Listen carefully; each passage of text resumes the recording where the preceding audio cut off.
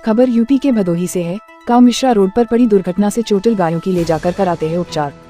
मृत हो जाने पर करते हैं अंतिम संस्कार। बताते चले गांव मिश्रा नाम सुनकर आपको हैरानी होगी। महाराज में जब लोग इन्हें गायों की उपचार से लेकर अंतिम संस्कार तक देखा तो लोगों ने इनके नाम के आगे उर्फ गांव मिश्रा लगाया, क्योंकि भूख प्यास से बिलखते ये बेजुबान अपने साथ हो रहे अन्याय के खिलाफ बोल भी नहीं पाते। सड़क पर आवारा घूम रही किसी भी गाय की आंखों, शरीर के जर्जर ढांचे को देखने से ही महसूस हो जाता है कि इन आंखों से बह रहे आंसुओं की वजह क्या है।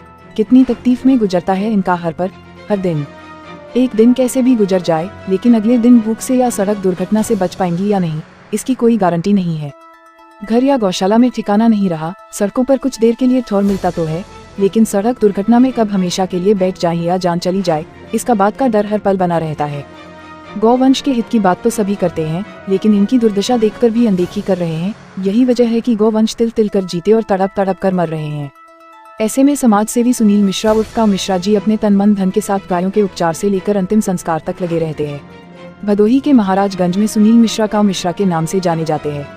गाय की अगर रोड पर दुर्घटना हो जाती है तो सुनील मिश्रा उर्फ गांव मिश्रा अपने सहयोगियों के साथ तत्काल पहुंचकर सड़कों से गाय को उठाकर उपचार कराने के लिए ले जाना, ताकि इस वजह से सड़क जाम या दुर्घटना न हो।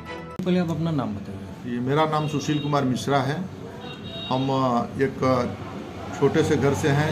अपना एक प्राइवेट काम है जो पब्लिकेशन का काम है, यही काम करते हैं। आपके दिमाग में ये कब आया कि गाय की सेवा की जाए?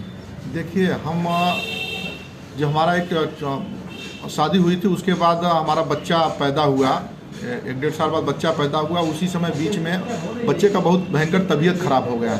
जब बच्चे का तबीयत खराब हुआ तो उस समय डॉक्टर लोगों के पास गए हम लोग लेकर के, तो डॉक्टर बोले कि ऐसा बात है, इसको माँ का दूध नहीं, इसको गाय का दूध पिलाइए या फिर एक लिखे दूध उसको बाहर से लाकर पिलाइए।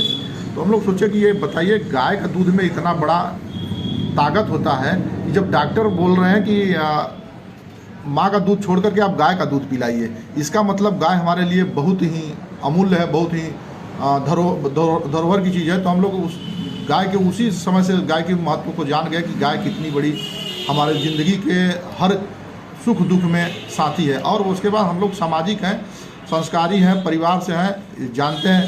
कहीं गाय को हम लोग गौदान भी देखते हैं कि अगर आपको स्वर्ग लोक में जाना हो तो पहले गौदान कराइए।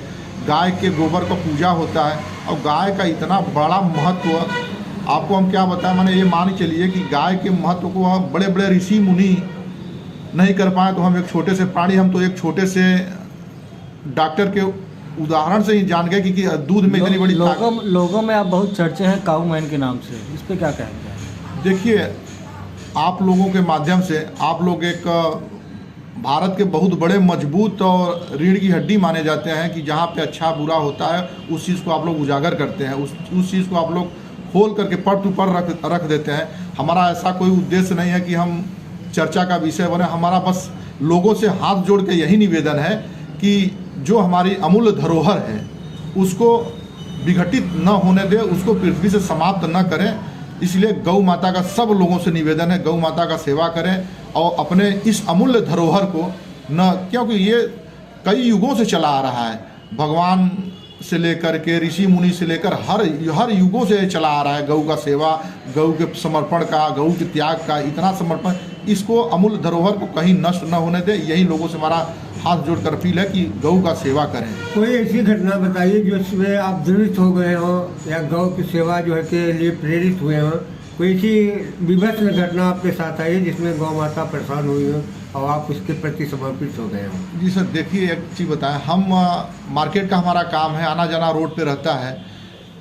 कई ऐसे गायों को देखे हम जो रोड पे किसी का पैर एक्सीडेंट में पैर टूट गया और 4-5 दिन वहीं बैठे रह गए, लेकिन हम क्या करते थे, उसको थोड़ा थोड़ा चारा पानी जो भी हमसे हो सकता था उनका कराते थे।